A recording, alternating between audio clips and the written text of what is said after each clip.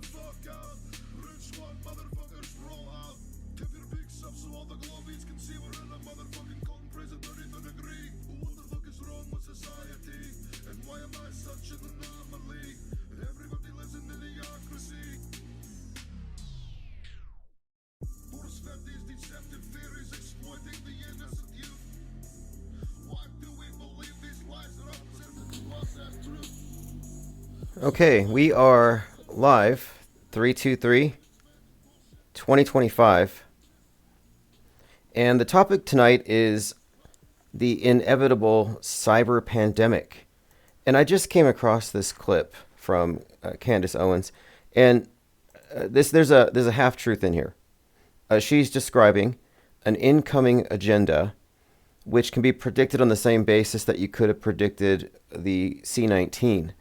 And in this instance, she's describing what is going to be a cyber pandemic, which will necessitate the lockdown of the internet. And if you've been listening to Infinite Plane Radio since 2022, I started this conversation before Musk acquired Twitter. But what I've said is that the acquisition of Twitter and changing it to X is really about Twitter being the vector for disease X, the mind virus. The WHO talked about the big one that would shut us down, disease X, and I said it's not going to be a virus. It's going to be a cyber pandemic. And that seems to be on the agenda. And last year, top movie on Amazon was Canary Black.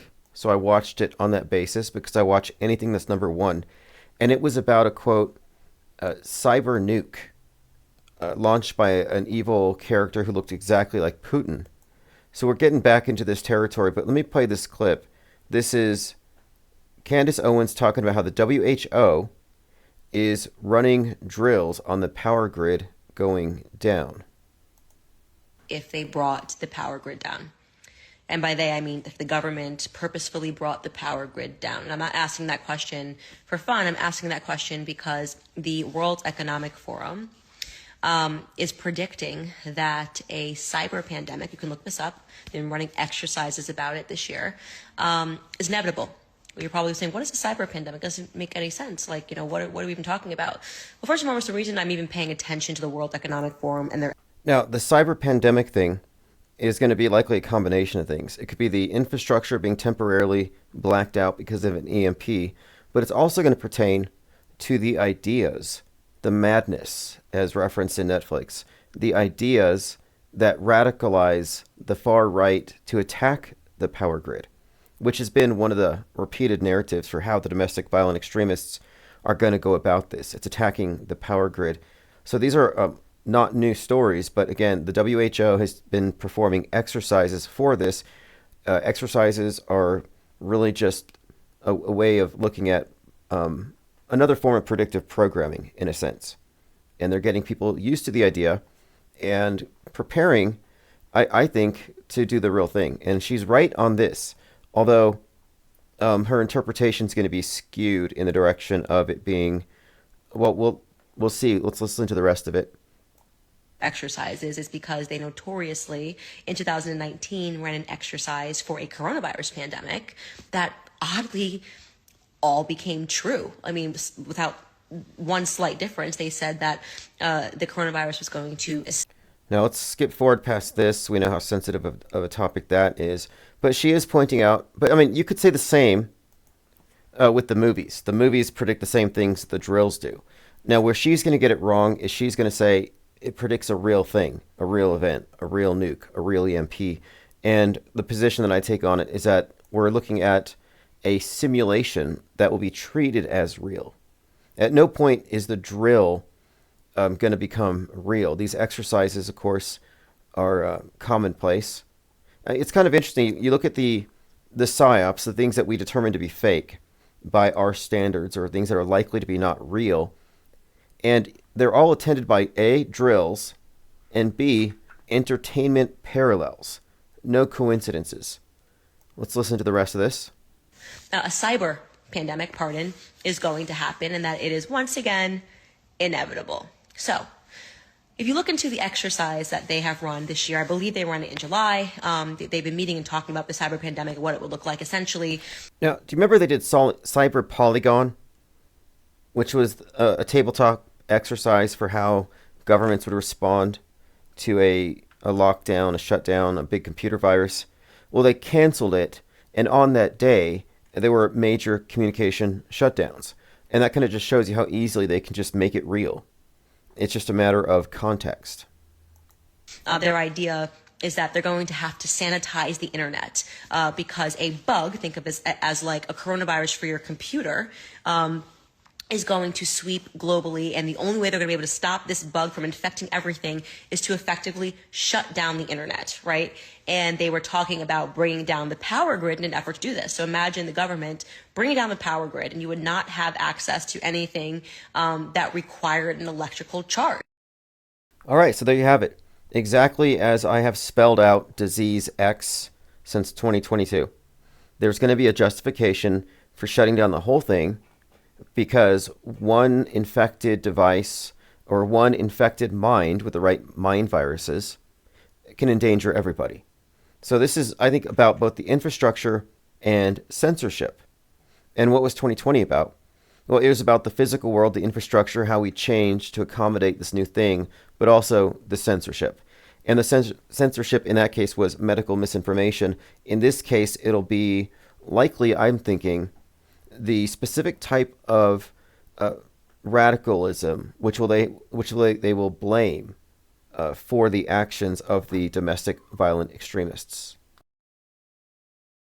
All right, let's see, joined by Greg, Ted Stryker, Frugal Snowbird, Mizelle Vertjan, Jamarian May, Immortal L, and Reverse History. Happy Sunday. Yes, thank you for joining. So let's go ahead and something else I want to point out. In case something happens, let's say I get distracted or something happens, I would hate for all this work to turn to nothing. And that's one of the reasons why I published Auto Hoaxology 101. I said we need to take our best ideas from the think tank and codify it and put it into a structure, a philosophic framework with which to approach media. At large, knowing what we do, being aware as we are about what psyops, the role psyops play in worldview formation, and even the idea that what the media has presented us is a model, and looking at it as such is kind of groundbreaking. And I thought, let's go ahead and put this all into a book. So the book's out there, but there isn't much I can do for people who are completely new to onboard, to get them all the right concepts rapidly. And I think the book might be a little too jargon laden, and it might presuppose a little too much on behalf of the reader. So what I thought was, let me put it into a video form, not an audiobook, but let me break it down with a course. So I put it together as Exit Trutherville, a crash course in auto hoaxology. So this is really targeted not at normies who are comfortably asleep, but this is for the truthers, the ones who are existing in the nightmare realm of Trutherville, which is a subset of mainstream, where they recognize the big lies, they recognize psyops, but they haven't put it all together, and they're still under a couple of, misunderstandings about the events. These are the confused types who think that Trump might have faked his event, but the guy died, or there was a second shooter, the people who are still drinking the Kool-Aid at Alex Jonestown, and this is reaching out to them.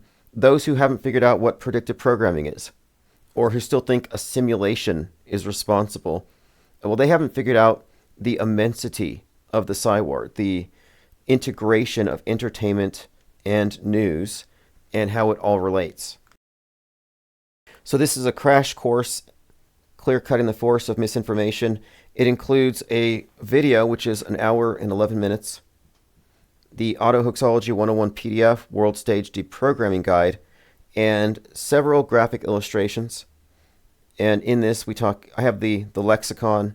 We discuss the main concepts about active versus passive media consumption, MSM plus, MSM minus. Anyway, this is now available, and if you're a member here, Blue Wrench Lodge, you probably have the video you can watch.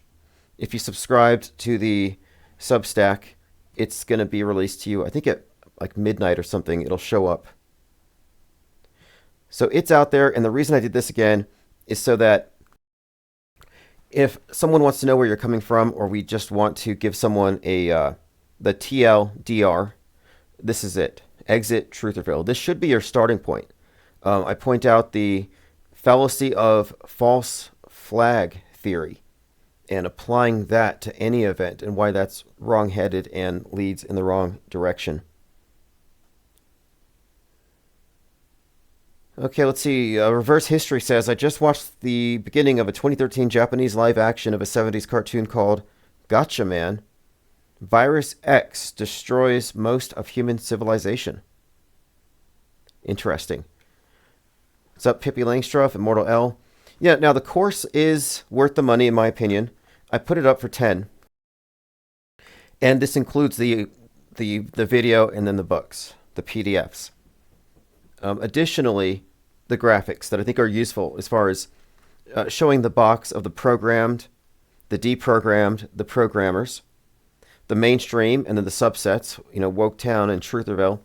I think these are all key components to what we talk about. And since I'm selling it through Gumroad, if anyone is interested, you just have to sign up at Gumroad, and you can get a link and receive a referral fee of, I think, 50% of the royalty if somebody purchases from your link. So if you want to advertise or share or promote this, I do have an affiliate program set up, and I have clips that go along with it. Okay, moving on. Again, you'll get this in your inbox, and if it looks like something you want to promote, the links are there. I updated the main website, infiniteplainsociety.com. You can see it on the screen here, the IPS Deprogram. I have a link to live audio, live video, and the Exit Truth Reveal course, the latest archive. I'm setting it up here with, of course, the AutoHoax Wiki, the Insider Tabloid. Everything that we're doing is really being consolidated right now, right here at infiniteplainsociety.com. It's in development. It's always been stultified because I wasn't hosting it on my own, so I wasn't able to use all of the available templates and plugins. So it was worth it for me to take a few days off and learn how to do it myself.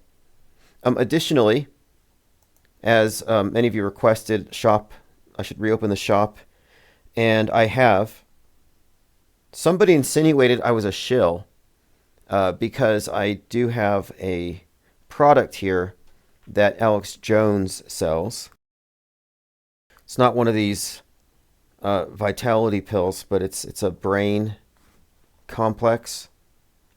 I'm not here to even promote it, but I'm just finding suppliers for things, and I've had this idea for some time that I want to sell B12 shots, but I want to call them, adrenochrome, which might be difficult to get that label, made that way. But here, yes, I just have a variety of things, but mainly shirts, apparel, press passes, stickers. I have a shirt that says ataraxia, and it has multiple colors. So a simple word shirt. Oh, also coffee. Infinite Plane Radio does have a Fepe edition Cascades coffee, medium dark only at this time. Now you might think it's overpriced, but if you look at the bag, on the background it just says fake in a lot of different fonts. And then you got the mascot, and on the back you have Infinite Plane Radio, some cyberpunk AI art. So yes, we have coffee as well. Also, thought-provoking horizontal posters. This is the World Stage Events perspective, which I created as a mind map, and now it's a poster. Portable outdoor Bluetooth speakers. Yeah, exactly, Ted Stryker. Tim is now a shill and a god blocker. Oh, and also, I am putting the cover of each issue of the Insider on a cell phone case, and I'm also putting the press pass on iPhone cases. And I'm not sure, maybe it's not just iPhone, but whatever the case, if you go to the main website, I'm consolidating everything you might find it interesting. But the main point here is it's a hub. You have immediate links to Discord, Gilded, Telegram, Twitter, Facebook, and Substack. And if you want to be a shill for the IPS, become an affiliate. Send me your email. I'll set you up. And of course, for every person who buys Exit Trutherville through your link, you'll get $5. And that's forever. I'm never going to change the offer. This is a completed course. It consolidates the content of World Stage Deprogramming Guide and Auto Hoaxology 101. And I think it's a good overview. And it goes in depth about the main things that are important to consider if you want to be a media skeptic and step outside of the program. Jamarian says, the Walmart electronics section of the conspiracy world.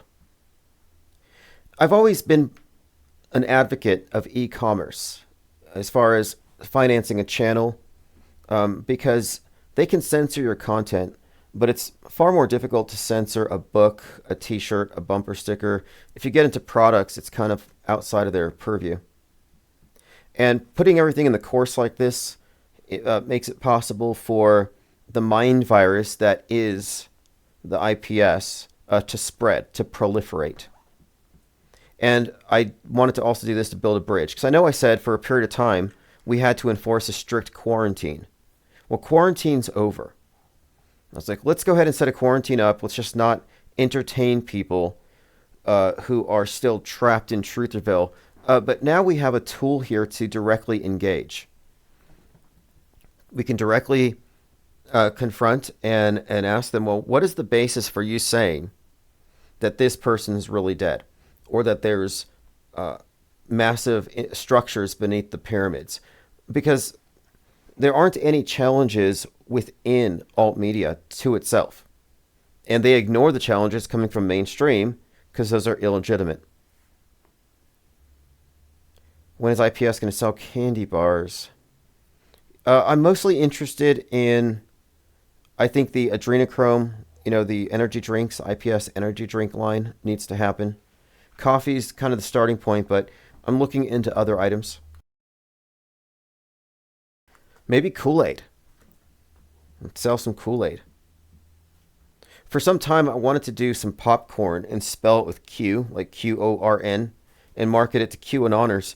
And I would still do it, but their cult is over. Q is dead. Maybe IPS can get one of those kiosks at the airport to sell goods. I would rather have a bunch of Hare Krishna types, the bald, barefooted types walking around, handing out books, asking for donos. I purchased some I used to gravitate towards cultists. When you're looking for information, you go to Discord servers, you go to weird YouTube channels, you have to dig. And before everything was online, I did a lot of stuff in the Meatverse, and I wasn't averse to talking to cult members. If I saw Scientologists giving free stress tests at the state fair, I would sit down and take a stress test, a personality test. I think I failed mine. Yeah, Q, that's a good one, reverse history. Alex Jonestown Q-Laid. And he may not have been full-blown Q, but he was pretty much full-blown Q. I mean, he tried to distance himself, but they're all advocates for it. Nobody's talking about JFK coming back anymore. That cult's dead. And I'm wondering if it's just because it was all paid for by some shadowy group and the money ran out or something. Deprogram, I can finally support the effort. What's your preferred way to send support? Two ways. One way is the shop or super chats is always a way to support this. Or you can become an IPS affiliate and promote Exit Trutherville and receive a 50% referral fee.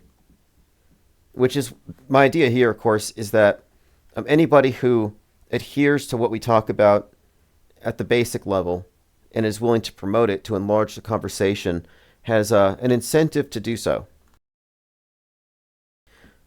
I mean, share it anyway, for sure. But like I said before, the purpose of quarantine was to give us time to consolidate the information, the ideas, that we have something of a consensus on, because we are correct. Make no mistake, we are correct, and it's okay to say that. But I think now that we're on a solid basis, solid ground, and the course, I think, illustrates this, we can go ahead and end quarantine. If you're Mandela affected, feel free to call in. Anti-vaxxers, you're still wrong. You're still controlled opposition, but we can overlook that for the purposes of discourse. Sakine says, coffee and tea was the start of many a nation. Well, I'll begin stocking stuff here in-house. Stickers, I'm having stickers made. And I'm going to get the gold sticker with the 33 for those of you who win the pop quizzes. And as you know here, the answer to the pop quiz, whatever it is generally 33. So let me play this. We've been making a study of celebrities with Trump derangement syndrome. Like Robert De Niro was a big one. And his significance to the body of predictive programming and psyops. Same with Alec Baldwin. Well, then there's Mark Hamill from Star Wars. But Rosie O'Donnell. Rosie O'Donnell's worth mentioning here because after 7/13/2024, she said that Trump's ear healed too fast and that the shooting was, quote, hinky. She used the word hinky. And I had to look it up. I had no idea what hinky was. But it's proximal to Hinckley, as in the guy that shot Reagan. So we thought this was kind of metascripty. And then Jurassic Liars chimed in that the name, Rose and Dawn, all ties into the Donald Trump rising from the dead psyop. This is all, again, part of what his breakdown was, the significance of the names. But here she is talking about how Elon Musk stole the election. This is right out of The Madness, where they kill the CEO who financed the Nazis online, created the madness, which was the mind virus of radicalization that caused people to get violent, and then he steals the election. So here's O'Donnell making the point that this is the first time in history when a president has won every swing state. And then she alludes to the fact that he's super close to the guy who, in her words, runs the internet. A lot of people did vote for him. Yes. Do you accept their right to do that and their opinion of him? Well, I respect their right to do that. I question why the first time in American history a president has won every swing state and is also best friends, and his largest donor was a man who owns and runs the internet. So I would hope that that would be investigated and that we would see whether or not it was an anomaly or something else. So there you have it, erection talk. And this is kind of what Republicans were doing. Very interesting. And I don't think it's insignificant. These are actors on the world stage. And again, this is Rosie O'Donnell. And I remember at the time thinking it was funny that she called the Trump assassination attempt fake. Because if you remember, when he appeared at the first debate in 2015, he described Rosie O'Donnell when he was challenged by Megyn Kelly on his statement that, women are pigs. He said, only Rosie O'Donnell. So it seemed like she had something against him. Thank you, Ted Stryker. Brought in 10 blue titanium wrenches. So these are going to Ted Stryker, 5G Trevor, Jam Z, Roxy W, Jennifer Reeves, Salty Siren, Brock Till Payday, Todd Jones, David Hazel, T-Rex in Space, and Michael Jones. They've all received the blue wrench, which means that you can go watch Exit Trutherville. Yep, Donald Rose. Robert De Niro pulls anti-vax film from Tribeca 2016. Interesting. Well, one of the things we've been talking about here are predictive programming proxies, the actors that are integrating with the psyops in their real-life appearances. And I say real-life in quotes. So when Robert De Niro was out in front of the Trump courthouse making all these brash statements, it clued me in that, okay, let me look into the body of work regarding Robert De Niro, and we found all kinds of assassination attempts and related content that all pertained to what happened in July. So Rosie O'Donnell making an appearance like this is just something that I'm taking note of. Okay, next. AI video detection software claims that the Dragon capsule ocean landing is AI generated. We kind of talked about this yesterday, but it got me thinking, just like we're retro auto-hoaxing the news, and we're going back, we're using AI, and we're putting the connections into an alternate wiki in this parallel media, I think we should, in the same way, approach a lot of old video content from the space agencies and run it through AI video detection software and see if it comes up. Just, is this, see if the system inadvertently exposes itself.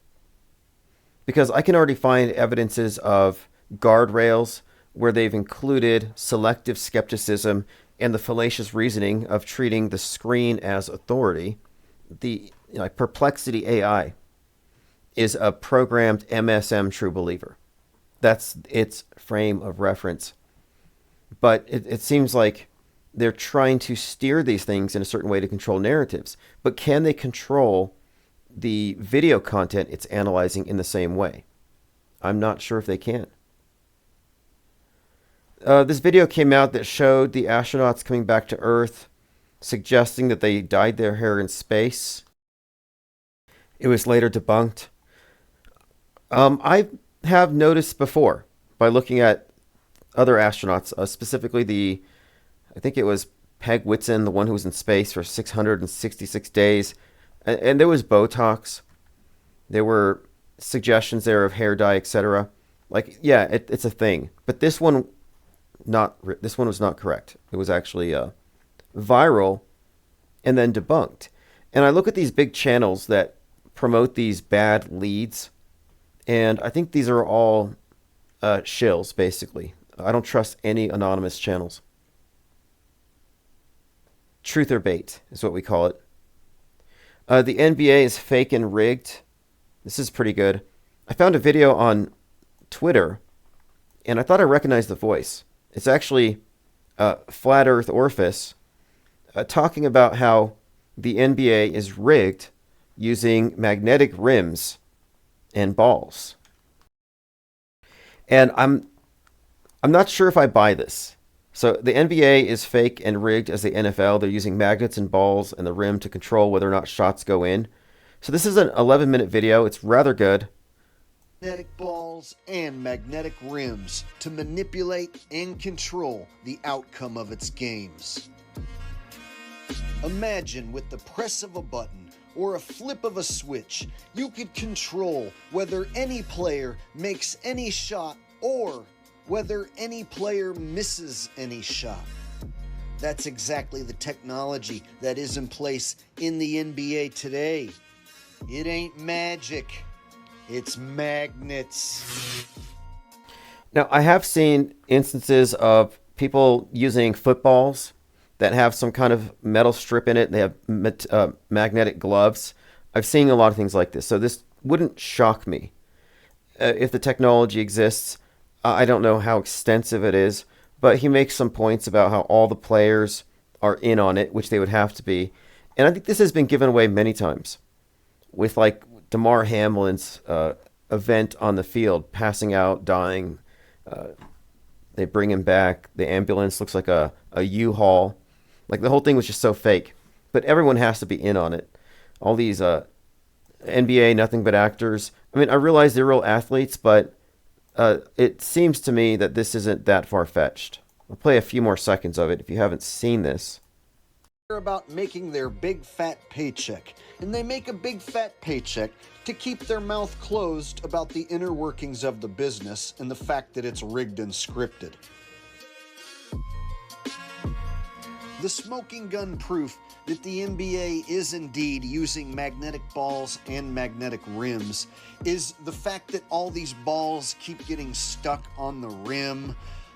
Some of them look so completely unnatural, they look so manipulated, that you could go out in your driveway and shoot hoops 1,000,000 times every single day, and you will never get one to stick to the rim the way some of these shots in the NBA are sticking. And you would think that the company making the rims for the NBA would design rims that don't allow for the ball to get stuck up there, which is very problematic. And I'm thinking he might be onto something here.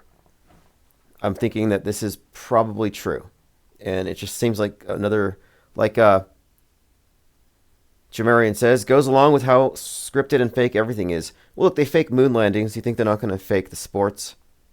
I mean, at a minimum, you have to recognize the use of sports as a propaganda vector, which is how we often discuss it.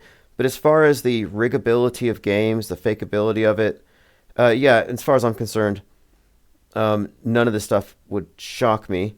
Here's the one that the NFL uses magnetic gloves. I've seen these. Although I saw a video with Stephen Curry, and he had a shelf full of basketballs, and he was throwing them full court, one after another, and hitting every time. I don't necessarily think that it's unachievable. Like, I don't think he was using magnets in that instance. So I don't know. I don't know the extent, but yeah, it's certainly fake and rigged, no doubt.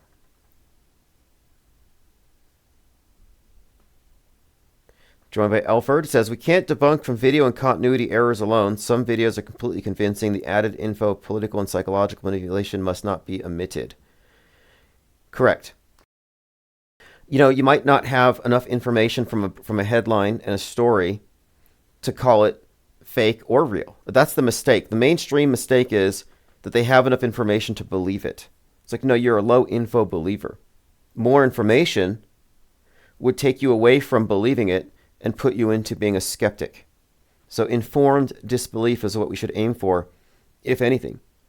And part of the additional information is the background, the context in which the story takes place, and the political utility, which is always immediately evident and obvious. Like, oh, look, a plane hit a helicopter. It's because of female pilots and DEI. No, it's because anti-government extremist Elon Musk fired air traffic controllers.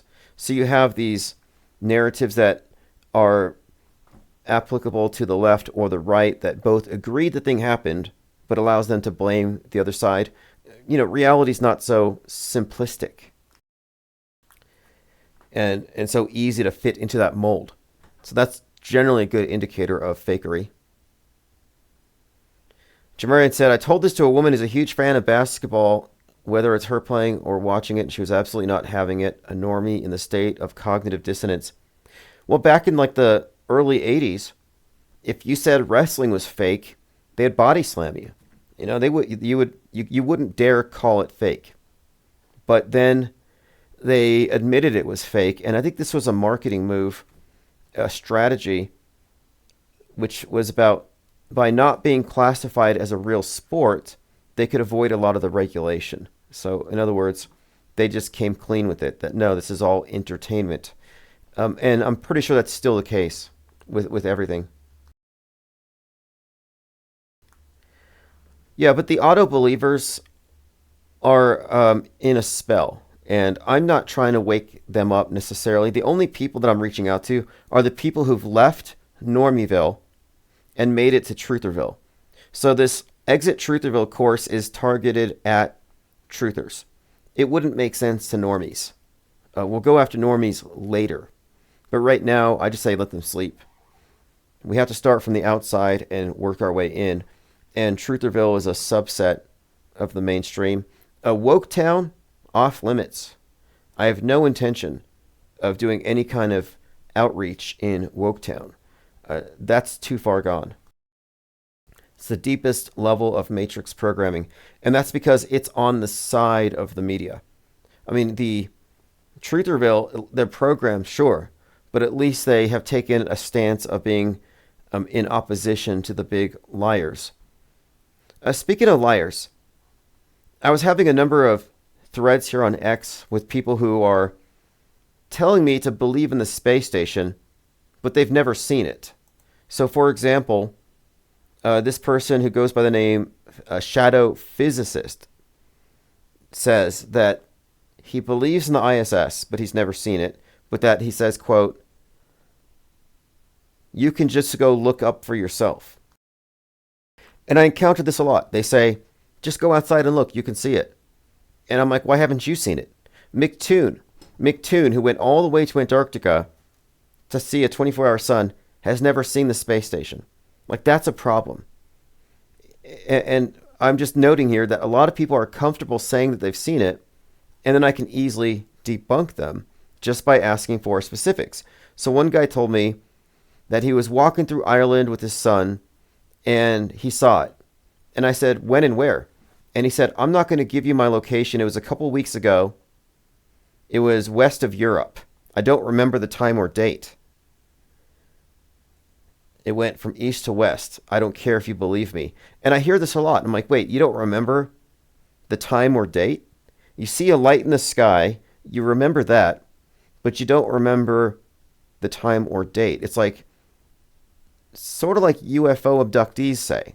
They see the UFO, but they have no memory of where they were or when. So anyway, I see this a bit. They're always vague, or they claim they don't want to give away their location. This guy said to me, just look for YouTube videos. There are many of them. Again, this is shifting the burden of proof, and you have to reject this stuff. Too many people don't reject these things. It's like, no, you haven't seen it. Stop pretending. So again, you can call them liars. You can say you're a liar with good intentions. You're virtuous. You're virtue signaling. You're trying to, I think in some way, they feel like they're fighting the cause, a good cause, I suppose. Okay, let's see here. You know what's interesting? You talk about how the normie has cognitive dissonance when you tell them that this or that is fake. Truthers also have cognitive dissonance if you tell them their version is fake. And that's why I put this course together, Exit Trutherville, because the main and alternative news are both really caught in the same spell. Okay, let's continue. We talked about the nothing burgers. Billy Corrigan is seeing reptilians, and everybody's looking beneath the pyramids. Did anybody see anything scripty about the George Foreman reported death? You know, my attitude on celebrity deaths, they die. But the timing of their deaths, the circumstances, are seemingly used as opportunities for conveying something. It's generally very useful to the PSYOP. They make use of their exits. Hey all, did we talk about the 33-year-old eagle that died on Skull and Bones Day from climate change? Let's see. That should have been a pop quiz. So it died of climate change. Beloved bald eagle Murphy. Okay, I see. The storms in Missouri killed him. Thanks a lot, Republicans. You know, Murphy the eagle, 33, died of head trauma on 3/22. Now that's even more intriguing here, because 3/22, Skull and Bones Society, the day that the Georgia Guidestones appeared, and that's why we were talking about it. Georgia Guidestones were up for 42 years, and they were blown up on 7/6/2022, and this stood out as significant. 7/6, and they blew up the capstone on it, and from above it looks like a skull and bones. So the capstone being destroyed looked like signifying a shot to a skull or a headshot. So we were making these various connections to it, the significance of the date 7/6, George Bush's 76th birthday, he being skull and bonesman, and of course 42 years after it was put up there, 7 times 6. So you have a lot of the numbers kind of connecting to something. Each one of the pillars weighed 42,000 pounds. I mean, we went deep into the weeds on this thing. But I remember at the time suggesting that this is referencing an incoming headshot. And I had a number of reasons to bring this up. And that was 2 days after Robert Crimo shot up the 4th of July parade, if you recall. So now we're talking about a headshot associated with the date 322, Murphy the Eagle. So there's something here to it. But yeah, blaming climate change. And interestingly, right-wingers will blame environmentalists for eagles dying because they say that the wind turbines chop up eagles. So bald eagles are just going through wind turbines. And if they don't get whacked by a wind turbine, the solar panels reflecting the sun cook them in the air. So like these winged cooking like rotisseries just plopping to the earth. And they say that these eagles are just dying in record numbers because of the environmentalists. But now the environmentalists are able to say that no, it's the capitalists who are killing the eagles. Famed California eagle dies during significant winter storm. Murdering, see, look at this one here. Murdering the eagles to save the climate. This is an article from last year. The downside of Wyoming's wind energy boom. So I'm not even exaggerating. 2 articles side by side, a year apart. California eagle dies because of climate change. Murdering eagles to save the climate. Each side can blame the other side for killing the eagles. So here we go. They're talking about wind farms. Says it's pretty crazy. The largest wind farm in the country. I'm trying to find the death toll here. Is it really clean if it kills? They kill eagles, bats, migrating birds, which typically collide with the blades that span 165 feet. Goes on to say, the Golden Eagle Protection Act is supposed to mitigate this, but anyway, they're still letting the eagles die. So eagles are getting murdered by climate change and attempts to mitigate climate change. Tom 103 says hit by space junk. You know, it probably will happen. It probably will happen. Especially since we talked about it. But yeah, eagles getting killed by space junk. They're saying that the airplanes are having to dodge space junk now. Space junk helmets are on the way. They're going to be mandatory. And if you don't wear one, your neighborhood helmet Karen is going to get in your face. Did anybody see this? Elon Musk took a spoon and a fork and a knife and he balanced it. And he's surrounded by adults who are just oohing and awing. And his fan base on X are out there just saying, oh, look, this is our autistic genius, Elon Musk. And they all look like Soy Jack. You know, the meme of the guy pointing behind him with his mouth wide open. Like they're completely amazed by this. I don't know what to make of it. Is this the emperor's new clothes that we're experiencing here? Is everyone just pretending because they're trying to be a part of this consensus? I don't know. I was underwhelmed. I would be more impressed if he balanced a spoon on the tip of his nose. Isabel Ann says, I wear the helmet to protect you. Yeah, exactly. Well, I was trying to think about how do I get into the space junk business, like the market of space junk, I guess, protection. And helmets wouldn't be enough. They're necessary, but what about when you're sleeping? And I found a story about this city councilwoman in Canada who was asleep in bed when a space rock went through her roof and it hit her pillow right next to her. So if she had someone there, they would have been brained, craniumed. I remember wondering, how is it that people reported this gigantic fireball? The construction workers saw the fireball coming down to Earth. Everyone heard this loud boom, and then it lands on her pillow. So it had the force to go through the roof, to go through the ceiling, and it hits the bed and it doesn't bounce. Deprogram says, I think you're obligated to act impressed around people like that.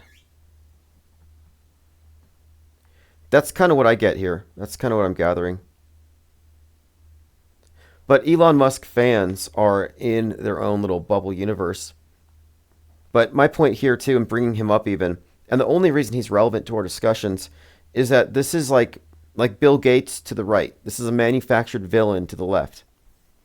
And the role he's playing right now on the world stage, this is a reality TV show for all intents and purposes, and this specific role is right out of The Madness, which was, again, #1 on Netflix right before Luigi started the class war, which we're experiencing right now.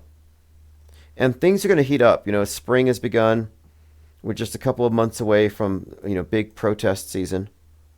And I've seen ads for protesters. If you want to be a peaceful protester, some of them are getting paid like $40 an hour. I would consider joining Antifa for $40 an hour. For research purposes, of course. If you're an IPR reporter and you think you can get in at, go for it. We had someone who went to a mass casualty simulation, saw people walking around with like shrapnel and objects sticking out of their heads. It was like a horror movie festival. If you look at the screen, here you have the astronauts landing after 9 months in space, which I think might have some significance to birth the Gemini twins. There's a lot of symbolism inherent in these events. But again, my first impression when I saw this, my immediate association was Persistence of Time, Salvador Dali.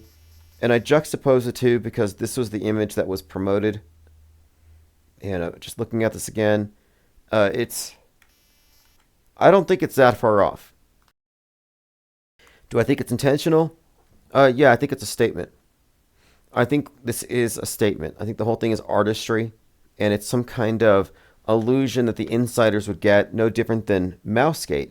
Because you can take anything. You could take an image like this particular painting, upload it to Grok or something similar, and say, use this same composition, but replace these objects with something with this. You can do swaps. So I think it's the same. Joe Santos says same background.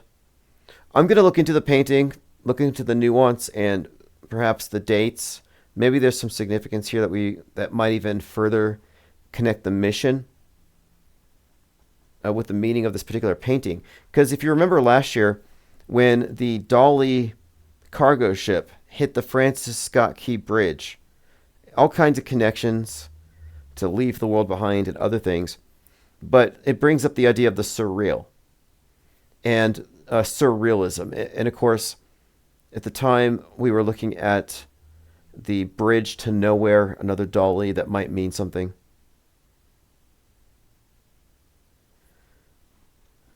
All right, let's continue. I'm starting a list of books. So if you have any books or movies that you think should be required reading and viewing for the IPS think tank, make suggestions. I'll take note and add them to the list. And I'm going to do my best to source these books, whether I have them here or provide Amazon links.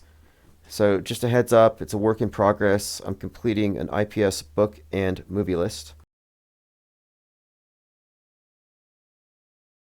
Blap says, time to deprogram before sleep. Yes, and if you listen while you sleep, it's technically programming, but you're having the deprogramming programmed into you. It's like subliminal. All right, let's move on. Just scrolling through my Minds feed. If you haven't caught the course or checked out Exit Truth or Real, I suggest you do. And another reason why we're doing so is that we have been arriving at some fascinating conclusions and I think a deeper understanding of how the Psi War itself works. And we just want to get everyone up on the same sheet. And if someone thinks that we're fundamentally wrong, now's the time to debate it. Neuromancer by William Gibson says Neurojack. Yeah, that's a good one. I was just thinking about Mona Lisa Overdrive, the third book in the Sprawl trilogy. So Neuromancer, in my opinion, is the aesthetic basis for the Matrix. And William Gibson, I think he coined the term cyberpunk. And then the second book, Count Zero, has the same characters interacting with spiritual entities that manifest through cyberspace. So it kind of makes this, I guess, analogy between possession and Agent Smith and these computer programs jumping into people in the Matrix. It's kind of a interesting take. And then the third one, Mona Lisa Overdrive, I was thinking of because it begins where the character's walking down on this beach and she's followed by basically an iPhone drone by the description of it. And I saw this advertisement for a drone camera that flies around your house and monitors it 24/7. And when its batteries go low, it charges itself and repeats. But anyway, William Gibson's work, Neuromancer, probably required reading. And I don't think it gets mentioned enough when people talk about the origin of the Matrix. Wilderness of Mirrors says by David C. Martin, says King Ravana. So Wilderness of Mirrors. I've only heard that expression before. It was in a book on the CIA. And I think that's where the phrase comes from. Intrigue, deceptions, and secrets. Yeah, Cold War stuff. Looks interesting. I like the expression. Okay, let's see what else. Anything else? I have a couple other things because Sun Tzu, The Art of War, really explains the world today and how the Psy-War actually works, where they emphasize defeating the enemy without drawing a weapon. And I would also include Saul Alinsky, Rules for Radicals. But Robert Greene has a series of books like 48 Laws of Power, 33 Laws of War, and these break down a lot of these other books with anecdotes, and I think are extremely informative. Edward Bernays, Propaganda, that has to be included here. I mean, I've had people, rightfully skeptical, saying, how can you say that predictive programming has any effect? What's your basis? It's like, well, advertising, repetition of messaging, marketing tactics, these are all time-tested and highly refined. But if you go back to Edward Bernays, who's a relative, interestingly enough, he's an ancestor to the founder of Netflix and a relative of Sigmund Freud. But even back then, they were talking about the capability of media to manipulate masses as a singular organism. And the influence operations, PR stunts, all started with them, with this concept of public relations. And it's had 100 years plus to develop and refine what really is probably a more ancient art if you look at cult, mind control, and religions. The Room. Yes, The Room is a must-watch. The Village. Okay.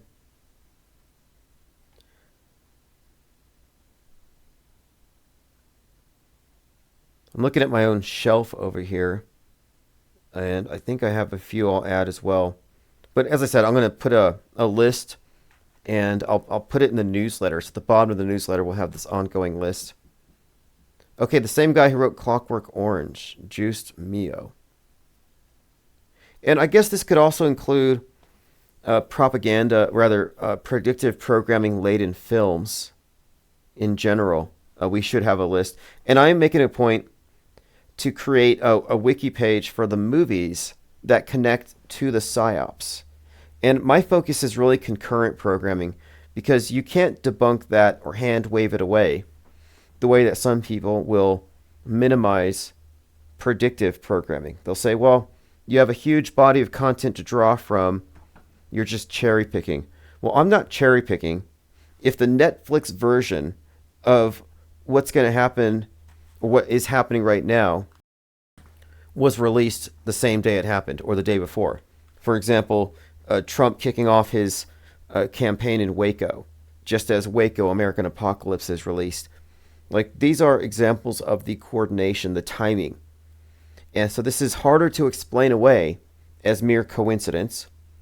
And the case that it's somehow the result of a simulation is kind of also taken off the table here, because these instances of predictive programming always have a political agenda associated with the psyop it's connected to.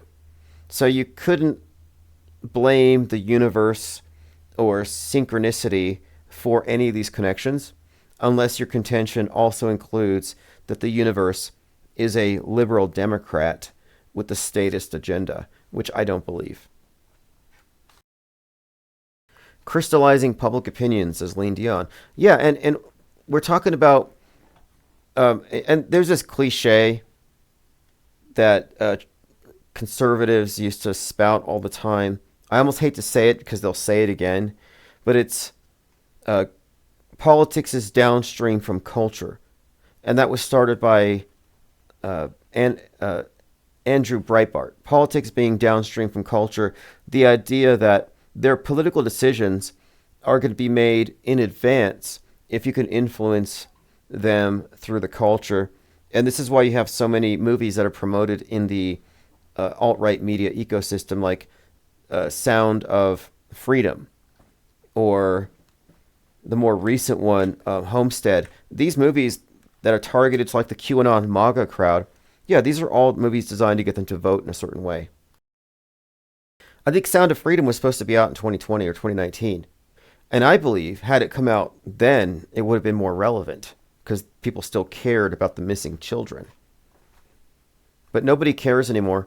Ask your neighborhood QAnoner about the missing children living in the sewers beneath Los Angeles who are being harvested for their adrenochrome, and they don't care anymore. Trump's in office, they don't care. The Impact of Science on Society by Bertrand Russell.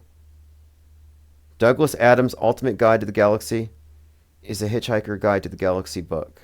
Okay. Douglas Adams, interesting character. Hitchhiker's Guide to the Galaxy is where you get deep thought, the computer at the center of the universe. The number 42 is the answer to everything, which some associate. There are different explanations for it, because we see the number in other contexts. And in fact, Jeff Bezos has a $42 million clock.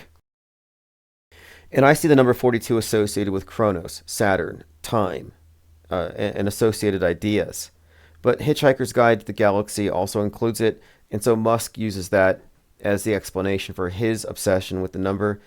Some say it's because of the 7-bit ASCII character set. The code 42 pertains to the asterisk, and the asterisk is the wild card. So I think that the number 42 as an answer to everything might have to do with free will or something like that.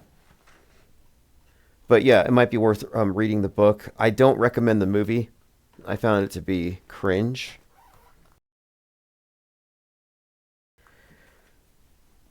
Okay, let's see what else here.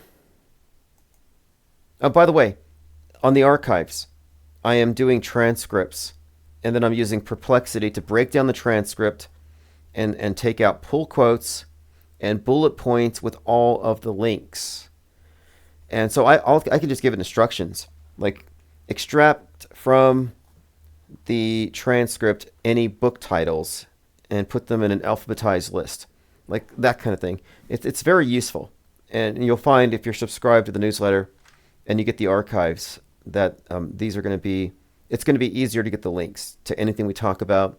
Saves me a lot of work. I don't have to go copying and pasting and hunting down links. I can just outsource it to the bots.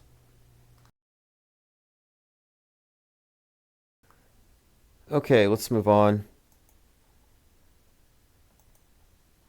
I think the whole thing about dirt beneath, or about the pyramids, by the way. So pyramids in Giza, a lot of stories are going on about how they've discovered these vast underground cities below. Scientists who discovered vast city underneath Egypt's Giza pyramid reveal new secrets. They're using radar technology to find a vast city beneath the pyramids. This story is going extremely viral, but I happen to think it's probably nothing but clickbait and a hoax. So you heard it here first. I might be wrong, but I doubt it. I'm pretty sure this is nothing but clickbait, and I'm just bringing this up because I hardly feel like looking into it, because it's one of these things where it's being hyped up. It's a bunch of catchy headlines, but in about 2 or 3 days, we'll find out why it's bogus.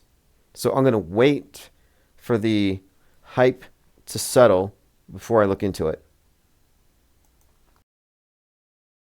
XG says, here's a book and a movie, Scanner Darkly by Philip K. Dick. He's an interesting one as well.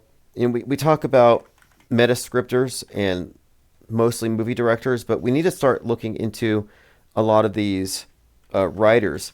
And what's interesting about Philip K. Dick is his life story and his claim that some woman showed up at his door and she had some necklace with the fish symbol, and that a beam of pink light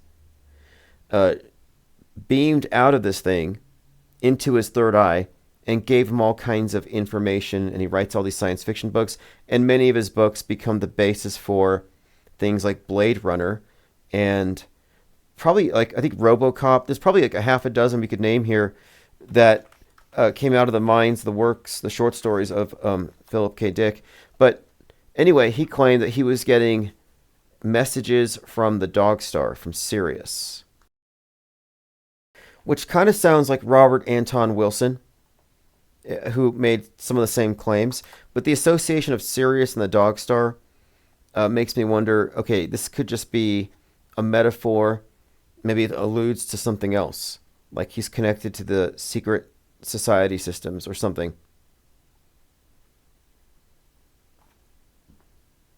Outer Range on Amazon Prime is about Kronos, Saturn, and Mithraism, says Nero Jack. You know, there's a series I was trying to watch called, I think it's called The Dark, about this portal, time travel in 33-year increments. Intriguing. But okay, the Saturn Kronos stuff, like 1899, connects to the movie The Dark, the series. And, you know, it's big on that kind of symbolism. A YouTuber called Static in the Attic did an interesting video about the recent pyramid nonsense going on. Well, what's the point? Is it because the JFK nothing burgers were going to be too upsetting? It's like, oh, look, they're distracted. Actually, it goes before that, because you have the Jeffrey Epstein files. So everybody's waiting for the Jeffrey Epstein files. All the big clickbaiters are spamming about, hey, look, we're going to find out about Jeffrey Epstein. Nothing burgers. Trump just promised nothing. They put the old files in a new folder, got their clicks, and moved on. So then the next day, it's like, oh, the JFK files are coming out. Same thing. Nothing happened. No new information. Now it's, oh, by the way, there's a city beneath the pyramids. And I'm of the opinion that in less than a week, this is going to be replaced by something else.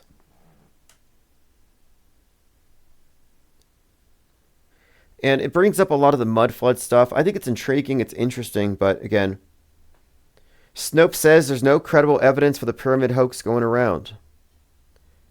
Now, let me just point this out, because the facts are facts no matter who is speaking them or presenting them. And Snopes might just be a mainstream media enforcer and their anti-conspiracy theory. But their reasoning is often sound, if based on certain fallacies. But when they do a debunk based on the facts, you can generally trust it, because they do apply the lens of skepticism. The problem isn't a lack of skepticism, it's the fact that it's selective. I mean, the left is skeptical of the right and vice versa, but neither are skeptical of their own side and the other side, which is where we are here. So Snopes is probably right. You can check Snopes, and they're generally correct. Joe Santos says it's like as above, so below. Drones in the sky, now steps under the pyramids. Right. And what happened to the drones? We had a global drone invasion, and then that's gone. Then California got nuked, and then that's gone. Epstein files, JFK files, stuff under the pyramids. Oh, then that's right, Billy Corgan, reptilians.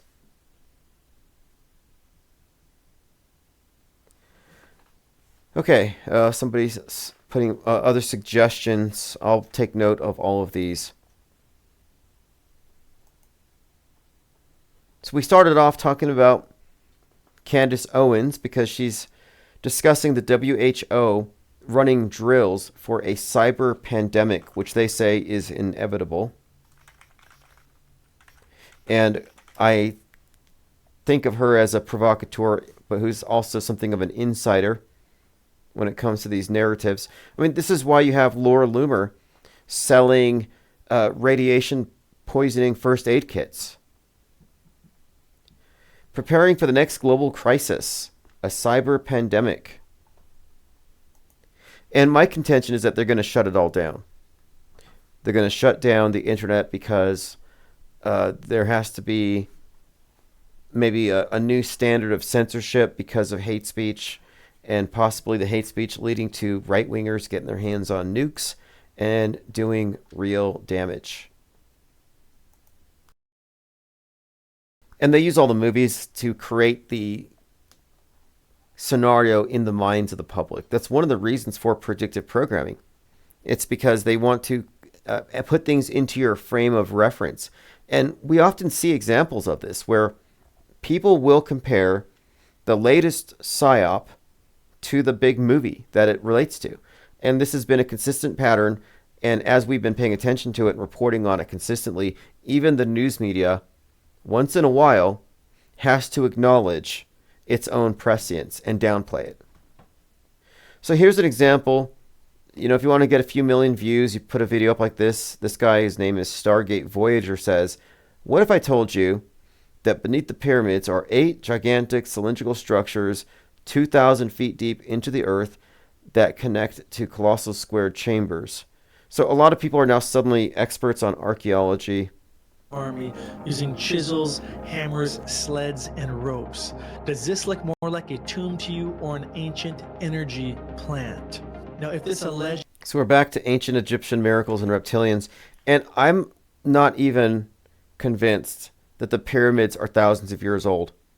I think they could have been built in 1776. Like, I think that these things are backdated and given a false history, and this would be very much on brand with the powers that be. I mean, the symbolism of the groups, like the Freemasons, they're called Freemasons because they base their allegorical stories on building temples. So it's like the stonework and the secrecy as far as the techniques for building these intricate cathedrals. So normies look at it kind of like mud flooders, and they can't believe, how were these things made? Ancient technology. Antiquitech. We couldn't build these structures today. Well, the techniques behind these things were carefully guarded secrets by the stonemasons guilds. And so the techniques and stuff were trade secrets. And my point being, it wouldn't shock me if the pyramids were one of their big secrets, and the Masons are all about pyramids. So it wouldn't shock me if it was all some kind of ruse and they had some technique. And so it's not an ancient secret because ancient aliens built these things, but no. It's a secret by the security clearance societies that run this place. And part of the secret is not only how it was built, but how it allows them to artificially establish a timeline based on these things' creations. I mean, that's how these things work. Narrative control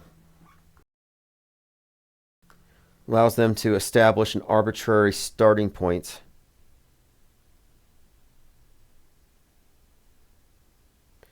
Let's see. Talmud says Napoleon plus army plus engineers. Well, it's often represented as some great mystery, and I kind of doubt that these things are even that much of a mystery. Ye put out an album. He's wearing a swastika chain. I listened to it, and I think it was typical of Ye. I'm not really a listener, so I can't really opine as to whether it was bad or good. But I look at him, he's intriguing to me in the sense that I don't think he's an insider. I really don't. I think that Ye is in a Truman Show of his own. I think he's entirely gatekept and handled. Like, I think that the Kardashian, Kim Kardashian, yeah, total blood-drinking Illuminati insider, probably shape-shifting reptilian, and she knows what's beneath the pyramids, but Ye knows nothing. And they control him with like bad drugs, like helium. Like, I don't think he has a clue about how fake things are. And so he's kind of a loose cannon in a way, but they seem to have him under control. And he might even be incredibly blackmailed. Who knows? I mean, he was really doing his best to get Diddy out.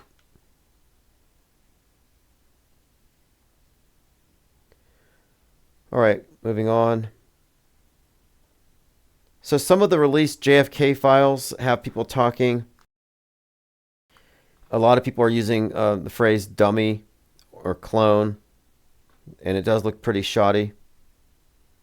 Others are using it to say that Israel did it. The same clueless people who say Israel did 9/11. No, that's very myopic, and it's a red herring. Stanley Kubrick directed 9/11.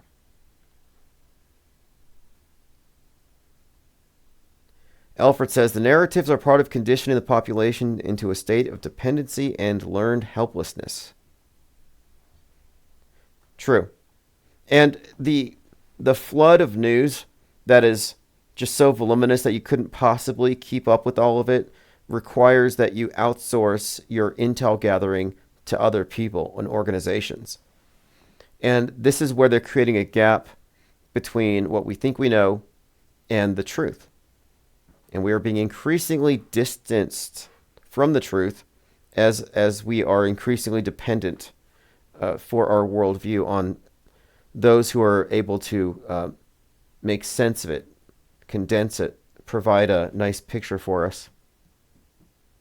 And there's never going to be a unification between left and right. There's never going to be agreement. In fact, you should try to avoid points of agreement with any of these big events. Like, it should be worrying when somebody finds themselves agreeing on the premise with the other side, but disagreeing on who's to blame. Look at this here. This is Owen Schroyer from InfoWars being swatted. Now, one of the InfoWars reporters was just killed, and Alex Jones says it was George Soros. Now, when Alex Jones says George Soros, that's just a euphemism for Israel, because they've repackaged a lot of old conspiracy theories and they try to make it more mainstreamable.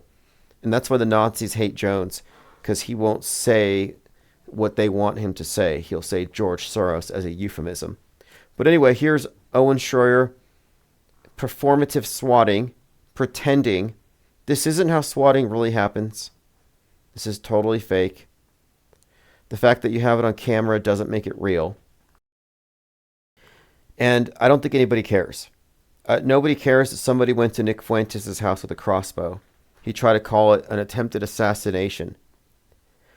No. Couldn't outdo Trump's psyop.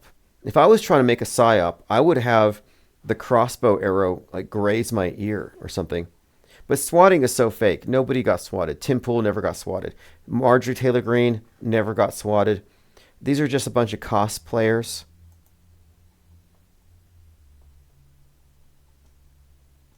All right, let's see. Anomaly says, NASA astronauts land back on Earth. This looks like Timu. It really does. And And splashdown. Crew 9 back on Earth.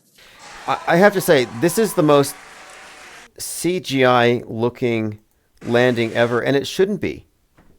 Of all the things that they could really do, you could put a capsule on a helicopter and drop it with some parachutes and catch it on camera, but why does this look so fake?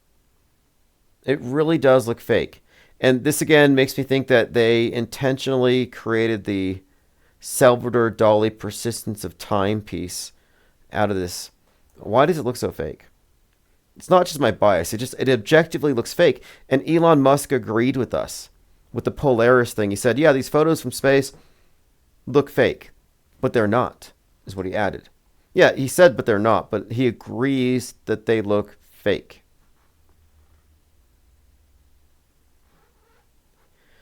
And that's a big win. Like even here, Crew 10 Dragon vehicle arriving. And look, these aren't even flat earthers. People who don't give a damn about the shape of the earth are looking at the stuff and they're just saying, we're supposed to believe this is real. I'm just scrolling through Normie's comments here. If those lights were blue and red, I think the ISS would be getting... No, these are all, again, this is the fakest thing I've seen all year. Pathetic CGI. This is 100% garbage. You know it. The CGI is horrendous. You're not convincing anyone unless they were already duped to begin with.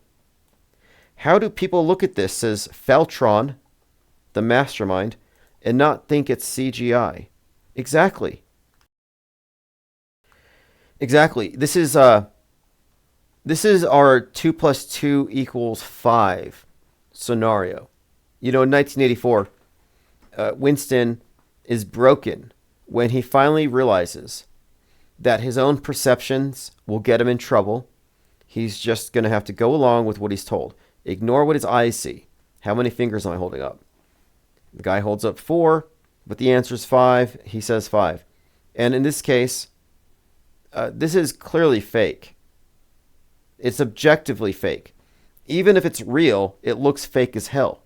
If I believed this was real, I'd say, wow, it looks fake, but I know it's real. I know in my heart it's real. But my eyes tell me it's fake. And if you're honest with yourself, you're going to say this looks fake, even though you believe it's real. You cannot be truthful with us and say, yeah, this looks real to my eyes. Like, no, what is your background? What skill sets do you have? What is your experience with video editing that gives you the insight to say that even the qualifications to say this doesn't look fake as hell? And where else do you find it to be the case that some things, I don't know, I mean, I'm saying it's like, just because you're 100 miles above the surface of the earth doesn't mean everything should suddenly start looking like a computer graphic. Like, this is just pathetic.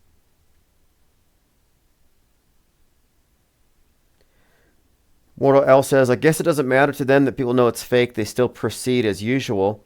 Well, they shut off the comments on live stream ISS feeds because of people like us. You know, we'd be going on a live stream and I'd post a link. Hey, go tell them it's fake. And they know that the skeptics are outnumbered. The skeptics are outnumbered and we're drowned out. We don't matter in their ecosystem. So if you're in their closed system, mainstream alternative media, and you know it's fake, your opinions don't matter. And from our perspective, from the off-world stage perspective, if you're on the stage, your opinions don't actually matter to us. In your opinion, it looks real, but as far as you know, you have no direct knowledge. You're accepting it on faith. We can agree to disagree because now we have our own sandbox. You know, we're not trying to share the same air as these individuals, as the multitudes. And this helps us preserve the integrity of our research. You know, we're not having to give them the benefit of the doubt because they have the consensus on their side. 5G Trevor says, human pilots have a hard time linking up jets to the flying tankers in calm conditions. That would not go smooth if real. Yeah, I think one of the things that I would argue works against the ISS is how perfect it is when you look at the footage. No rocking, no rolling. It's always perfect. Jamarian says, Timmy, here's where you and I disagree. They have to disclose the pyramid because that's a huge part of the upcoming agenda that's going to transpire globally. I was open to that kind of thing back with like 2012. I was like, okay, maybe 2012, pyramids, Mayan calendar, something's going to happen. And then 2020. And now I'm thinking here that end time scenarios, global awakenings, these are all hoaxes. That the status quo is going to remain as it is. Things are going to change incrementally, no rapid changes. Maybe once a generation you have a big psyop like 9/11, COVID thing. But I think the COVID thing is not over yet. I think that was setting the stage. And I said this before with regard to this disease X, that they used the pandemic to train us on a certain model. And the model is the one in which it's the quarantine thing, that one nonconformist threatens entire systems. And they've made the point. They said the richest man in the world, an individual, is now like billionaires, can now threaten entire systems. The ecosystem, low Earth orbit, and cyberspace. So I kind of think that what 2020 did is it taught us that one person can shut the whole world down. And now they can make the same parallel argument for information and therefore thought crimes and mind viruses. And nobody has done more to popularize and advertise the concept of a mind virus than Elon Musk, who's the one who's going to be blamed for the necessity of shutting down the internet because of the incoming, inevitable cyber pandemic. Joe Santos says Bryce. It looks like Bryce. I agree. You know, Bryce is I worked with it a little bit. It's a 3D modeling program. And one of the things I want to do is I want to get 5 or 6 video editing specialists or majors at the university. And as a simple study, provide them isolated video clips. Watch this clip. I mean, maybe it has to be like a full study, their eyes propped open like Clockwork Orange. But make them watch like 10 clips. And every other clip would be NASA. So Netflix, NASA, Netflix, NASA, Netflix, NASA. And you don't tell them which. And we grab from various periods of time, 80s, 90s, and then a range of clips from the ISS. And then we ask them, in your professional opinion as a video editor, tell us when you see special effects and when you see something real. And the ruse here is that we're only showing them movie stuff and NASA stuff. And then we'll see if they're able to, if they will arrive at the conclusion that any of it's real. But if you tell them it's NASA, their programming kicks in and overrides what they see.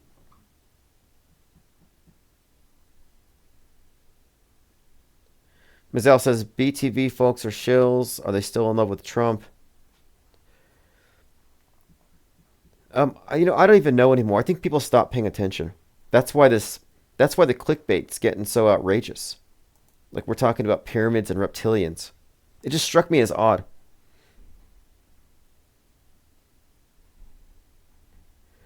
All right, well, we're going to continue this conversation tomorrow. We're back on a regular schedule. We'll be earlier and earlier each night. I'm actually just kind of surprised I got through with the project, but I felt like it needed to be done. Not that I'm pessimistic or expect anything bad to happen, but if there is a cyber pandemic and they cut everything off, we lose everything. So I thought, let's just consolidate everything into one crash course. So people who debate or dispute or disagree with anything that I'm saying, this is my basis for saying so. And it's open for debate. Exit Trutherville, a crash course in auto-hoaxology. If you're subscribed to the newsletter and a member, it'll be released to you at midnight. If you're a Blue Wrench Lodge member, just check the latest video. It should have been released. I think I had it scheduled. So thanks again, Ted Stryker, for handing out the wrenches. And the course includes Auto Hoaxology 101 and the World Stage Deprogramming Guide. They contain all the essential ideas and concepts. So I feel like right now, the IPS could now survive a digital nuke, a cyber pandemic. Tomorrow will be much earlier as well, so just a heads up. get on the newsletter, ips.monster. Thanks for all of your comments. Very, very busy chat. Hard keeping up. And we'll have more updates soon. So this is Chief Crow and the Flat Earthworms, Auto Hoax or GTFO. And links for all of the tracks will be provided in the show notes.